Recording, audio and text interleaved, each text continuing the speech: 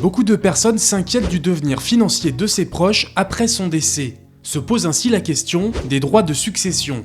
Les membres de la famille bénéficient d'abattements importants. Chaque enfant peut ainsi recevoir un legs de son parent décédé à hauteur de 100 000 € en franchise d'impôt. Si la valeur du patrimoine dépasse cette somme, les héritiers devront payer des frais de succession. Et s'ils ne disposent pas de la somme réclamée par le fisc, ils peuvent alors être contraints de vendre, éventuellement avec une moins-value, le bien légué. Grâce aux donations de son vivant, il est possible de limiter les droits successoraux que ses héritiers auront à honorer à sa disparition. Les abattements sont presque identiques à ceux de la succession, car ils permettent à un parent de donner jusqu'à 100 000 € par enfant en franchise d'impôt. Ils présentent toutefois l'avantage d'être renouvelés tous les 15 ans. Pour éviter les conflits entre les ayants droit au décès, il est conseillé d'opter pour la donation-partage, qui permet de geler la valeur des biens au moment où ils sont donnés.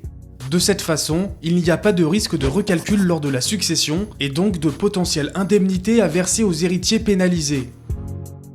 L'assurance vie constitue également un bon moyen de réduire ses futurs droits successoraux. Les capitaux logés dans ce placement ne sont en effet pas pris en compte dans l'actif successoral. Par ailleurs, les bénéficiaires désignés dans le contrat disposent chacun d'un abattement de 152 500 € sur les primes versées avant les 70 ans du souscripteur défunt. Attention, l'assurance vie ne peut pas servir à échapper aux droits de succession. Si le montant des primes versées est jugé manifestement exagéré au regard du patrimoine du défunt, des héritiers peuvent demander à ce que les capitaux soient intégrés à l'actif successoral.